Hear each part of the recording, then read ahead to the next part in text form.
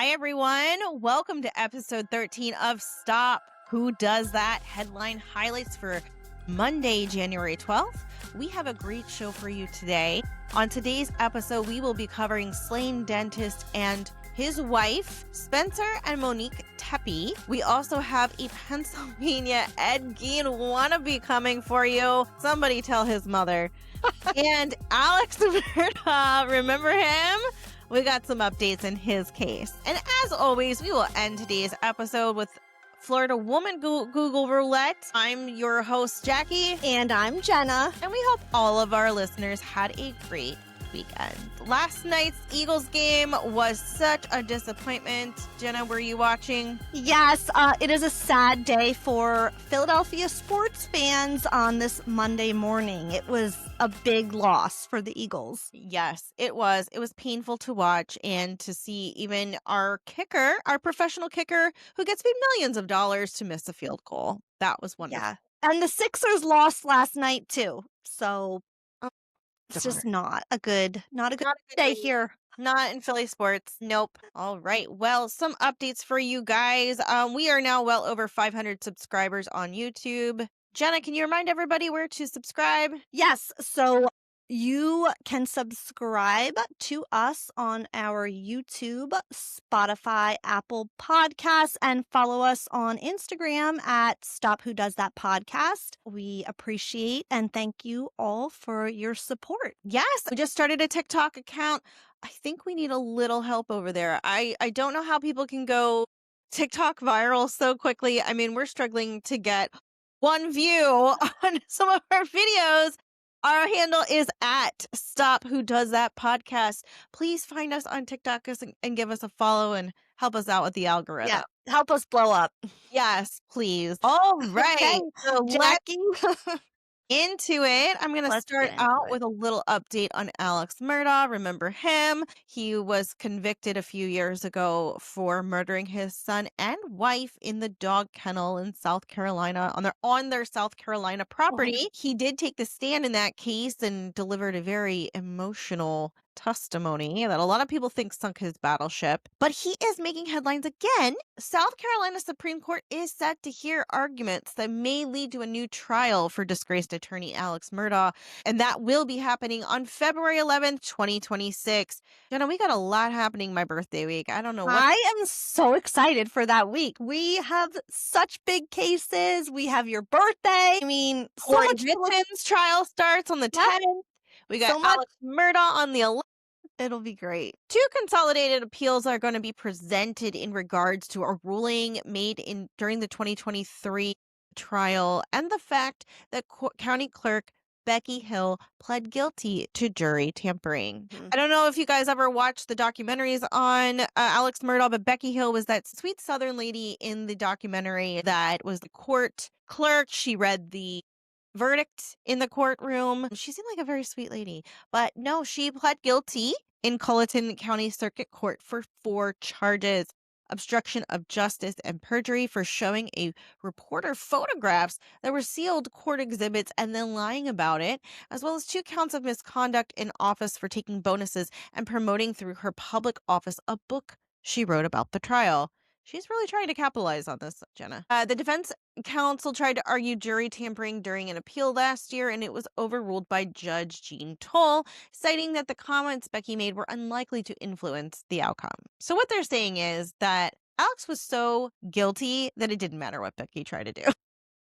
I get that, but I mean, it's pretty illegal what she did, and now she is facing charges. You can't do that. You can't show those confidential sealed court photos. You can't show that to a reporter. I think he has a good case for a new trial. Well, his Alex Murdaugh's defense attorney seems to agree with you, Jenna. His name is Dick Harpootlian, or called Poot Poot by Okay. And his what family, a name. Poot Poot. He is quoted to have said, "The United States Supreme Court and the Fourth Circuit have indicated we don't have to show that it actually influenced somebody. We just need to show that the things she said reasonably and objectively could have influenced a juror." I agree. Essentially what you were saying. She did what she did, and you can't really do that. Yeah, so. She needs to remain unbiased. So we're going to be monitoring this case to see how it turns out. He definitely wants to try and get a new trial. I wonder if he would even take the stand again in a new trial. What do you think? I don't think he should. If I'm Alex Murdaugh's attorney, I think he should sit this one out. I don't think he should take the stand again. Yeah, I think they need to focus on whatever hard evidence they have to Mhm. disprove the prosecution's theory that he did this. I Yeah. don't know. I guess I'm influenced by the fact that I don't want to believe that a father could shoot his son with a shotgun in the face like that. So I kind of want to hold out hope that maybe it was a drug dealer that he owed money to. I think he definitely hired someone. I don't think he did the shooting. I watched the Hulu Yeah. special that came out late last year, and it was really well done. It was not a documentary, it was more almost like a movie of their life. Yeah. Patricia Arquette was in it, and she played Maggie. It gave you kind of a good feel of the kind of person Alex Mhm. was, and I feel like knowing that, I could see him going at any length, Yeah. He had for a track record of being a liar and he was a drug addict, and his character. brain was all messed up from the drugs. His name just keeps popping up. He just won't go away. Yeah, I think for me also the fact that he hired a hitman to take him out. If you're not willing to shoot yourself, would you be willing to shoot your son and your wife? Right, right. I don't know. I that for me, I can't reconcile those two. But we'll see. We'll see how that. Yeah, we'll be watching. So our next case comes to you from Ephrata, Lancaster County in Pennsylvania, where Go on. actually some of my family is from Ephrata. So this is not Florida man. This is Pennsylvania man. Pennsylvania man arrested for robbing over 100 corpses from grave sites. Hello, we have a real Ed Gein over here in PA. I just want to also give a shout out to Bob and Troy and many of our other listeners who have messaged us this case and this story, asking us to break it down. So we hope you enjoy it. Like I mentioned, this story comes to us from Ephrata. It's a beautiful part of Pennsylvania. It's very rural. It's a big farming community. There's lots of rolling hills, farming. There's a big Amish presence in that community as well. So you'll be seeing horse and buggies driving down the road. And it's just a very beautiful, picturesque spot of our state. So, according to prosecutors, a Pennsylvania man took his ghoulish activities to the extreme, stealing more than 100 skeletal remains from grave sites and squirreling away most of them inside his home, which is just what Ed Gein did. If anyone has watched the Ryan Murphy show Monster on Ed Gein that came out last year, it was very popular. I myself watched the entire thing and I loved it. So this man, he's 34 years old. His name is Jonathan Gerlach. He was arrested Tuesday, so about a week ago, after the cops say they executed a search warrant at his home in Ephrata and discovered 100 sets of full or partial human remains. It wasn't said like if he was making anything out of them. Like Ed Gein liked to make lampshades and chairs and tables with his corpses, but I don't think Jonathan had gotten to the point yet of like being creative with them. Delaware County District Attorney Tanner Rose slapped Gerlach with a slew of charges, including criminal mischief, criminal trespass, intentional desecration of public monument, and abuse of corpse. The abuse of corpse charge does not refer to necrophilia, which is sex with a dead body, which we know Ed Gein participated in with his corpses. Ed Gein did participate in necrophilia, but Jonathan did not. Instead, Ruse That said, we know of. yeah, that we know of. Yeah. I mean, Ruse said the skeletal remains were considered abused because they were in tatters, along with more than 100 skulls found inside Gerlach's house and a separate storage facility. Well, yeah, no shit. He was running out of room. To store all this, he had to get a freaking storage facility for all of the skulls and the corpses. Wow. So the DA said that the skulls and the other remains were not in such bad condition when Gerlach first dug them up at various cemeteries, including this main one in Philadelphia. He also strongly believes Gerlach did not kill any of the people. And we want to mention that it seems like he was just a grave robber, not a killer. So police say they connected the dots after Mount Moriah Cemetery in Philadelphia reported several burglaries that began in November. Actually, it was November 7th, which is my birthday. So I have a soft spot for this story. They started on November 7th is when he started in this particular cemetery in Philly. They tracked Gerlach to the cemetery multiple times by Mhm. pinging his phone. Like, hello, why would you take your phone with you? He didn't think he Jackie, was gonna get caught. I mean, at He got least away tur with it so many times. And at least also for tur our listeners, he was traveling pretty far to the cemetery. So Efford is in Lancaster County. This is in Delaware County, which yes, is also featured in that HBO series Task, by the way, and Mare of Easttown. So I anyway, love Mayor of Easttown. that is a good, what, hour and a half drive? Yeah, at least, and I assume he was probably doing it in the middle of the night, but still, it's definitely an hour and a half drive, and I don't know what kind of vehicle he had, but I assume he had to make a lot of trips because you can only fill so many corpses in the back of your trunk. Yeah. So it turns out 25 of the corpses found at Gerlach's home were stolen from Mount Moriah Cemetery. And get this, Jackie, some of the remains were over 100 years old, which is, let people rest in peace. That this is so disturbing. And what's more disturbing is one of the corpses allegedly still had a pacemaker attached. And it's hard for me to say this, but one of the corpses was also an Oh infant. my god, you should go to hell for that. Yeah. So these grave robberies took place between November 7th, 2025 and January 6th, 2026. I do have his photo pulled up here. I'm going to try and share that with you, Jackie. Let's see. Yeah, we need a visual, we need to Okay. visualize what this could possibly look like. What kind of a oh, well, Here that we go. Do you see yeah. that? Mhm. He's got Neck a tats. neck tat. He has a nose piercing. He has nice hair, Jackie. It's Yeah. long and looks like very healthy. Luscious.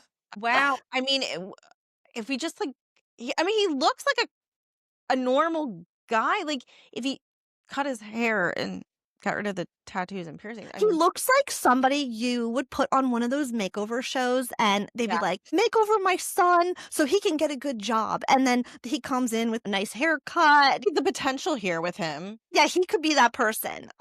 So there he is, Jonathan Gerlach. He is arrested, and we will keep our eye on that for you guys because he'll definitely be facing jail time. I well, also, can we back up and break down how hard it is to dig 6 feet down? Like, did he do all that by himself? That's a lot of work. I think, like we always say, it comes back to drugs, Mm. and I'm He assuming wanted to he sell may them. have been on drugs to have the stamina and the capability to do all this work in just 2 months' time. That's a lot for one person. Like you said, that's It's a lot of work, and to get it done by morning, right? You're going in under the cover of darkness to get it done by morning. yeah. I assume maybe he's not putting the dirt back. So many questions. And also the average person, right? I don't go to visit my grandparents in cemeteries, but if you're going regularly, I mean, if you saw a grave dug up, I don't think you'd say anything because you're like, well, I don't know if it's maintenance. I don't know what they're doing. Yeah, you would think maybe they were just buried. It's a graveyard. I mean, it's a cemetery. That's not out of the norm. I mean, I wouldn't think anything of it, to be quite honest with you. Now, if I was going regularly and then I'm regularly seeing plots being done, maybe I'd say something, but the average person doesn't go? I mean, I also what did he do with them all in the basement? I'm kind of picturing him setting them up in maybe like a conversation, like a I don't know, like they're all kind of sitting up in the oh my god. basement, or maybe he just stacked them up on top of each other, but that seems like kind of why go through all the effort to take them if you're just gonna stack them in piles? Like, don't you wanna display them? I I mean, don't he know. probably is preparing them to sell them on a black market somewhere, and there is a black market for that. I remember Lauren the Mortician talking about that. Yeah. You have to have a lot of trust in your undertaker that they're going to give you back the remains of your loved one, especially when they're cremated. You can put Absolutely. anything in that urn, anything. And you have to trust that they're giving you back your real loved one. She did mention that some of the urns with ashes that wind up on the black market are usually um, unclaimed urns. Like, there are people that just do Oh. come back for their loved ones' ashes, and they just sit there. So, you could either use those ashes to fill up another urn and pretend it's the That right? sounds Uh, like a Sell them store. on somewhere, Claimed urns. Sounds like a new store. unclaimed urns. Actually, oh my gosh, Jenna and listeners, you have to hear this. So speaking of that, I did a paranormal investigation at I don't know if there's any horror fans out there, but there is like this found footage cult classic called Hell House LLC. The place that this movie was filmed at, you Yeah. can actually do a paranormal investigation at Uh-huh. in Lehighton, Pennsylvania. I went there and there were two urns on the premises that were unclaimed urns. So something like the owner, she owns storage units, and these were in someone's storage unit and they never came back to get Uh, them. So she has them in the mansion or the well, location, and it has their names on it and wow. everything. It's just crazy. Like, Wow. Well, I'm glad they have a home. yeah, she's like, I want to give them a home, it's Yeah. sad they're like sitting in a storage unit. Yeah. But it just goes to show a lot of people just don't go back for the. It's a great point, that I really never thought of before. Um, Yeah, well, there's people like so this that are, robbing grapes of people that have been dead for over 100 years. I guess he figures nobody cares about them. They're yeah, just like, no one's gonna find out because I don't know, it seems like he was kind of making a collection here, of well, different could be a Satanist. always could be. He could be using that for some Satan worshiping. I don't know. Maybe I'm wrong for saying that, but there's some Well, I ritual mean, I might be into, especially getting an infant. Like, yeah, that yeah, that's yeah. I disgusting. mean, we pulled up his picture. Can our viewers and listeners can decide for themselves what they think, but yeah, This is some definitely dark was shit. so we'll keep our eye on that story and see what, his sentencing and we'll be with all that. We'll definitely keep everyone updated. So, Yes. our Great, next suggestion, everyone. yeah, thank you everyone. Great job. I know you're all dying to hear what's going on with this murdered dentist and his wife, this double homicide in Columbus, Ohio. It did break shortly before we recorded our last headline highlights, so we didn't have a chance to cover that. Mhm. But also, I'm glad we waited, Jenna, because more information has come out that we can give you. Much more. There was nothing to go off of, other than, they were just found dead in their house. So to recap, Spencer Tepe, a Columbus, Ohio dentist, age 37, and his wife Monique, age 39, were found dead in their Columbus area home. Officers reported finding no obvious signs of forced entry or a gun at the scene, which is why they were saying this is a homicide. I mean, I would say obviously, right? If it was a murder suicide, you'd see the gun next to someone, Mhm. but there was no gun at the scene. Police said they are looking to the deaths as a double homicide, not a murder suicide. The apparent causes of death for Spencer and Monique were gunshot wounds. Office of Franklin County Coroner Nathaniel R. Overmeyer previously told People magazine. Their official causes of death are still pending further assessments, including toxicology reports. The owner of the dental practice where Spencer Tepe worked was one of those who called 911 after the dentist uncharacteristically missed work on Tuesday morning. Quote, given the fact that this doesn't happen often and there were no signs of forced entry or burglary, you're going to look at people who they may have known or people who knew where they lived, Juliet KM, CNN senior national security analyst, said. Security camera footage did show an unidentified person walking through an alleyway near the home Mhm. during the time frame of the crime. Police believe the Tepes were killed between 2 and 5 a.m. A veteran FBI special agent and attorney says the only person being seen on the street in freezing temperatures before Spencer and Monique Tepe were killed could benefit investigators. Quote, it was a very, very cold night in Ohio that night, Bobby Chacon told Ashley Banfield in an appearance on Tuesday. No one was out at 2 a.m. in that kind of weather, and so there was probably nobody else on the street. The person in the video was wearing colored pants and a hooded dark jacket. Mhm. So not only do we have this man in a dark jacket out late at night on a very, very cold night in Ohio, they're saying the odds are that the perpetrator must have been this man. Not only that, but there was a 911 call that was released from April 15th, 2025, of a woman crying, calling 911 at 2:45 a.m. So this is more than 6 months before the murders took place. This unnamed woman called from the couple's residence to report what the dispatcher described as a domestic dispute, according to a Fox News report. The woman hung up, prompting a callback from 911, at which she spoke with the dispatcher. During the conversation, the woman was crying and repeatedly apologized to the dispatcher for calling. She assured multiple times that she was okay. When pressed by the operator about why she was crying, the woman said she was just emotional and did not need police or paramedic assistance. She told the operator she initially called because, quote, me and my man got into it, but I'm okay, I promise, end quote. Now, this was happening in real time during the search for the perpetrator. And initially, a lot of people thought, okay, maybe there's some marital strife going on. Mhm. Despite a lot of the family members saying they were happy, they had no enemies, etc., etc. Then there were also reports that maybe this crying woman calling 911, which was verified by Monique's brother to not be Monique, Mhm. they were saying it could have been a neighbor and the phone company pinged the incorrect address. So, like, that is what happened I do here, too. because we listened to the call, and it sounds like a very young girl, Yeah. and it's based on what we know happened over the weekend. I don't think this call is relevant to this case. However, it just goes to show you how once something gets out there in the public, people just run with it. They do. And then you start painting this picture of the situation because everyone thinks it's always the person closest to the woman that is the perpetrator. However, it could be the person that was closest to her over 10 years ago. Our most recent update is as of Saturday, January 10th, so just 2 days ago. Mhm.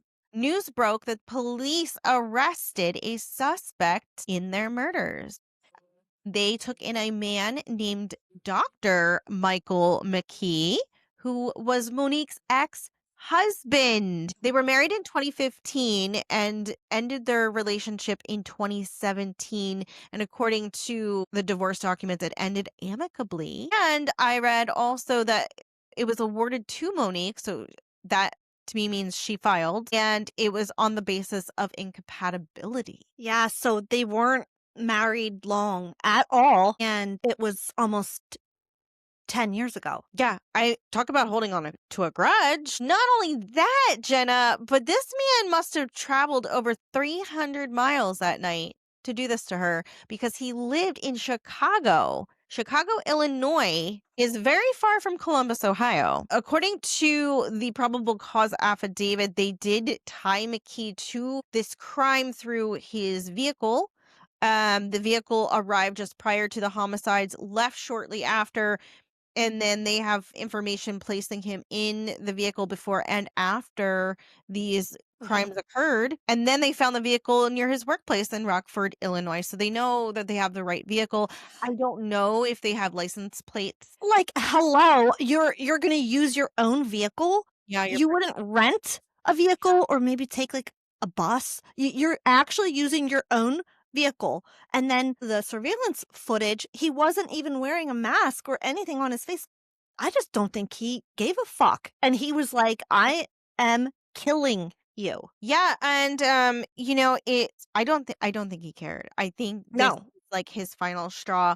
Now, and again, To our listeners, I don't know if any of this is true, but I'm seeing comments on Facebook posts about this case that there were some court things going on with this guy back in September. Maybe they filed a PFA. And again, I don't know if this is true or not. But let's keep our ears out to see if there was any track record of PFAs or no contact Yeah. orders from this guy. Also, somebody else had commented that Spencer had told people at his dental practice about Monique's ex-husband. Maybe like he's crazy, he's been contact. I don't know, things like that. So that's why they were on high alert when he didn't show up. And then I also saw somebody post, I think this has been floating on the internet, Jenna. Somebody found Spencer and Monique's wedding video on YouTube, did some analytics search on it, and they could tell that somebody from the same location was watching that video incessantly. Mhm. So, and I remember hearing that before they even found the doctor. So I wonder if he was like sitting there every night watching it. If this is true, I I mean, that mean, kind of makes sense. Min and Jackie and I talked about this offline. It is very disturbing as a woman that you could move on with your whole life, and somebody is holding that big of a grudge for almost 10 years. They Yeah. come back. This isn't like a few months after the divorce where when people are still emotional. This is almost 10 years later, and this man is still that upset and disturbed by their divorce. That is very scary. I think it happens more often than we think that men Mhm, aren't set up to have healthy coping mechanisms because they're mhm, trained from a young age to just suck it up. You're a boy, don't cry like a girl, that they don't know how to cope with those emotions. And mhm. I think that speaks to a bigger issue with men. This actually hits close to home given what someone in my circle has been dealing with in the last few Mhm, weeks.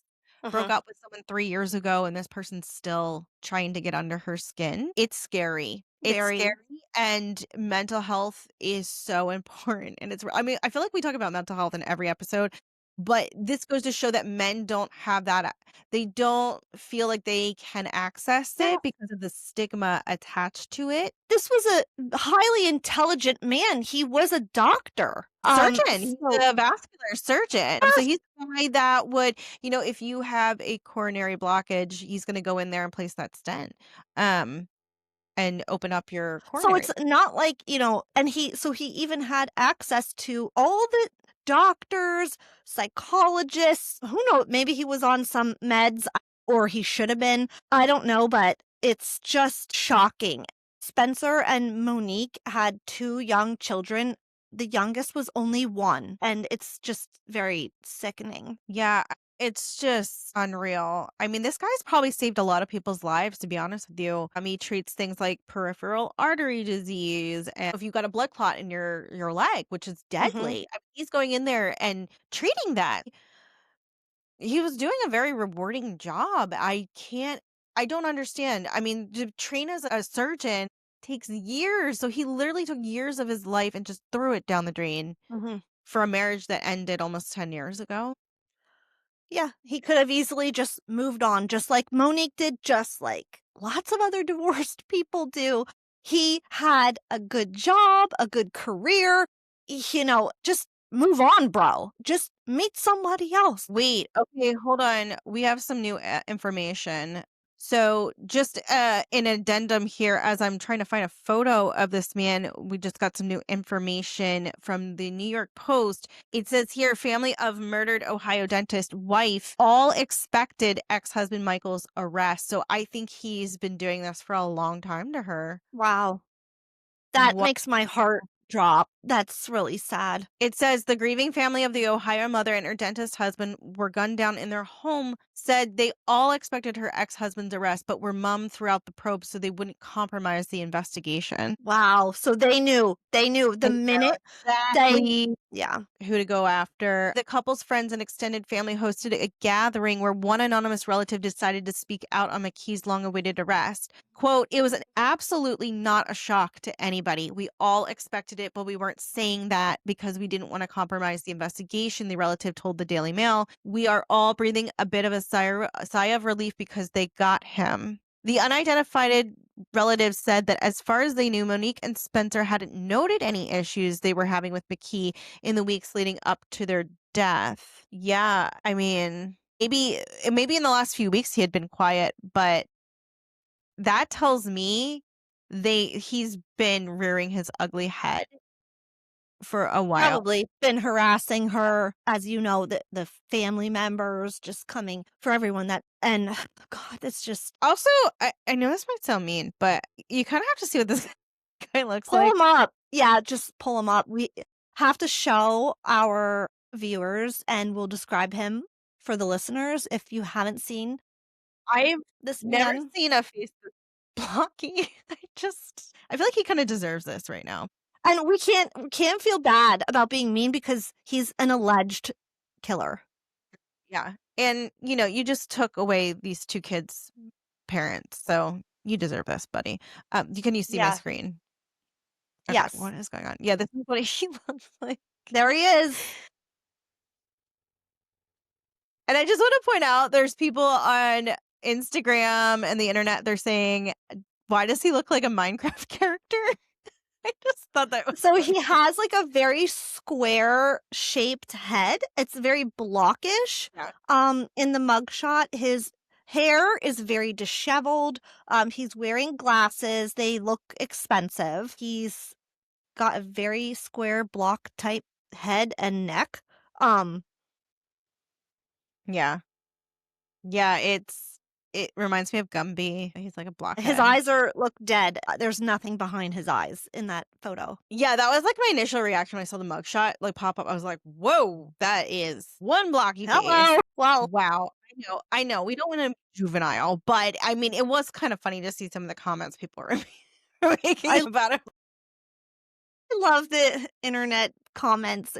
Some of them are so good. But yeah, we'll definitely continue to keep our eye on Michael McKee and what's going on as his arrest and everything unfolds. And now we have just a very few quick low hanging fruit updates, as we like to call them. The first one is shocking or not shockingly enough. Nick Reiner's hired attorney Alan Jackson withdrew from the case. He stated that he and Reiner had several discussions, which left him no choice but to withdraw as his attorney. This was on January 7th. He also made a public statement. Alan Jackson made a public statement saying Nick Reiner is innocent. And then he stepped down, and Reiner's arraignment is continued now for February 26th. And he will have a public attorney. And Jackie and I do believe that Alan Jackson withdrew because the family was not going to pay the money for Alan. And why would they? Yeah, I mean they pulled funding. And he did say in that conference that it was through no fault of his or Yeah, Reiner's. yeah. So it kind of leads me to believe, oh, it's the money getting cut Yeah, off here. and of course that's their parents are not gonna use that he allegedly murdered them, so, I don't blame them. Mhm. So Alan Jackson had no choice, which it's disappointing because Jackie and I, are fans of Alan, and that would have been a good, trial with him, It but would've. may I was gonna say, I think he made the comments about him being innocent weren't based on tangible things. It's more based on the letter of the law. And like, if you think of his statement, he did say based on the law, he feels he's innocent. And I yeah, would imagine he means innocent by reason of insanity, which was their yeah.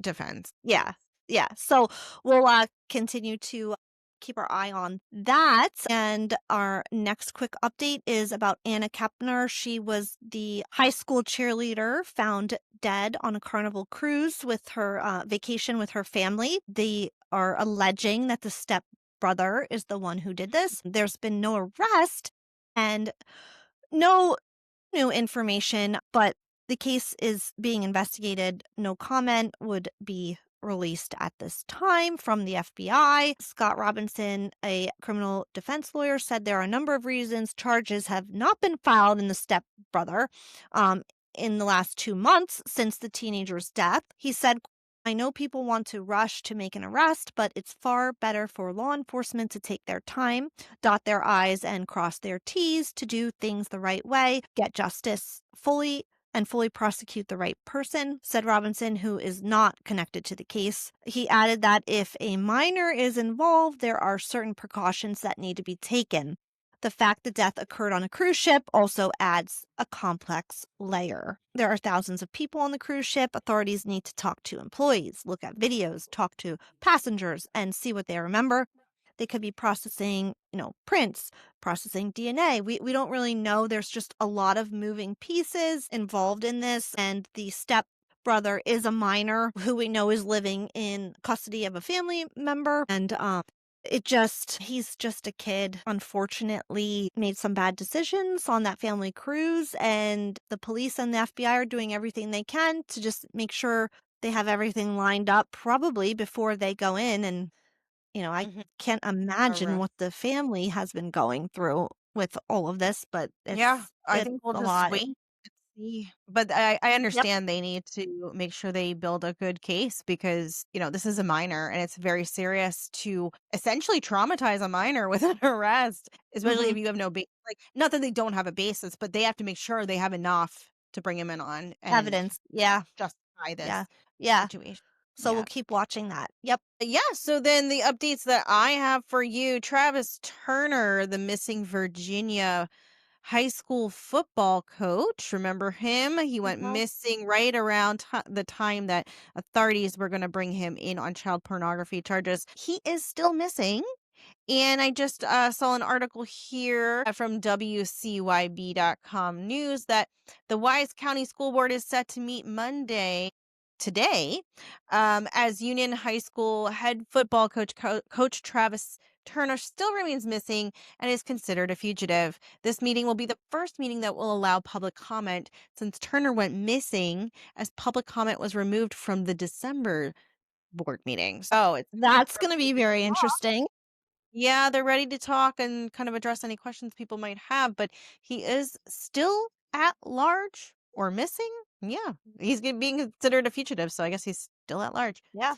Then we move on to the Wisconsin father, Joshua Cannon. Mhm. Still no arrest made in that situation. This was the dad of 3 children who left the apartment while it was burning down and left his children in there, and they all succumbed to the fire. So it's still no arrest. I'm monitoring this very closely to see if he'll be brought in.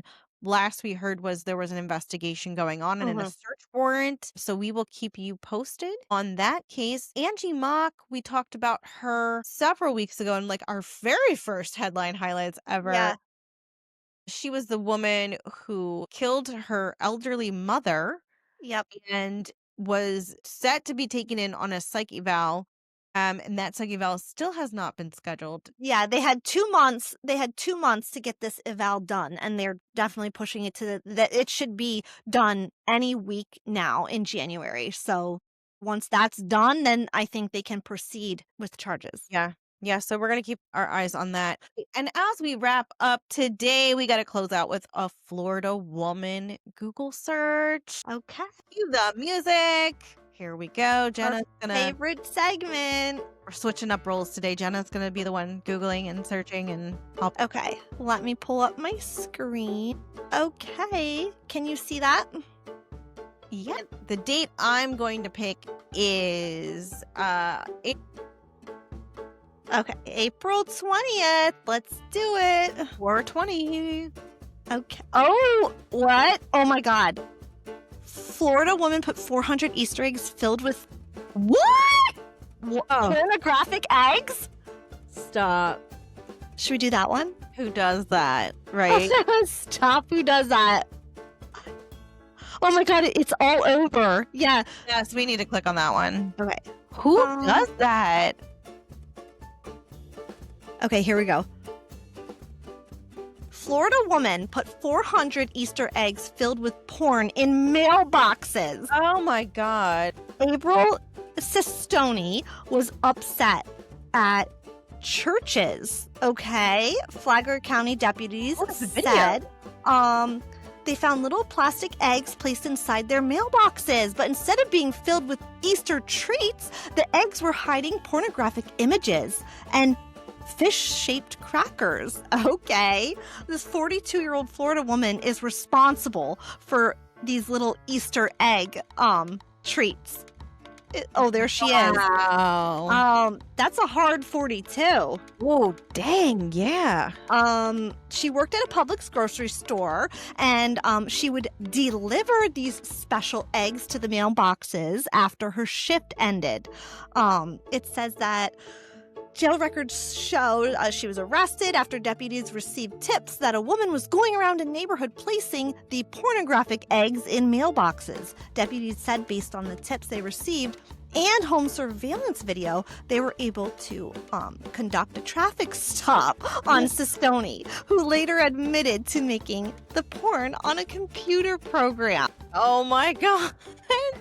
Let's watch the video. We are seeing the body camera video of a Flagler County woman's arrest after being pulled over and accused of putting Easter eggs There she and is. pornographic pamphlets in people's mailboxes. The sheriff's office says she works at Publix and delivered close to 400 of these graphic images. News 6's Lauren Korn details why the woman says she was doing this. Can I see one of those pamphlets if you don't mind?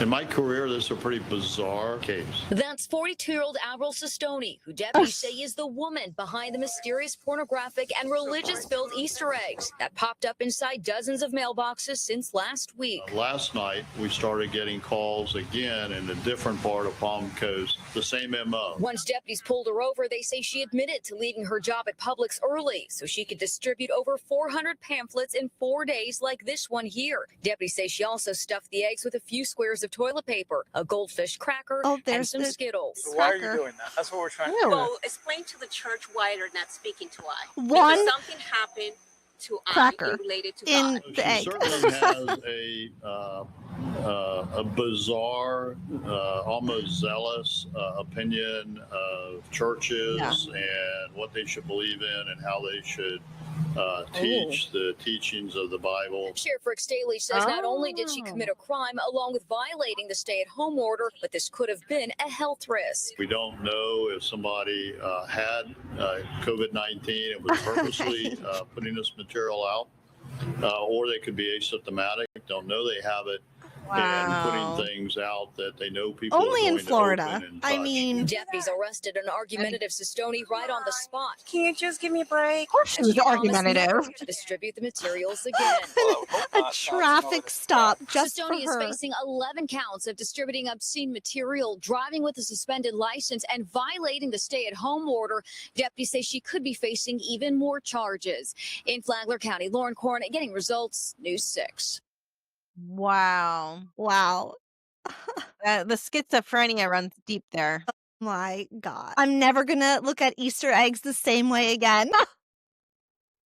Well, she had some opinions on the Bible and theology and their teachings, and that it's just funny because there are multiple denominations of Christianity. Like, Yeah. we all believe something different. She was not having it. So That was fun. That was something. That was a very special Easter for I those. mean, you can't make this stuff up. That's what makes it so crazy. But No. we can't knock Florida too much. We do have a grave robber in our state. Yeah, we do have an Ed Gein wannabe here in Pennsylvania. So that's takes the cake for all the Florida man stories we do. You know, eventually we will switch over to Pennsylvania, man and Yeah. woman. Don't worry. We'll see what our state has to offer. Well, that's about it for our headline highlights today. So we hope everybody has a great week. And don't forget to like, subscribe, and follow us on all the socials. And we will see you this weekend for our deep dive. We have a really, really good story. We do, and it's coming from Pennsylvania. So don't Yeah. worry. We're equal opportunity offenders. Yay. All right. We will see you next time. Thanks for Yep. listening to Stop Who Does That.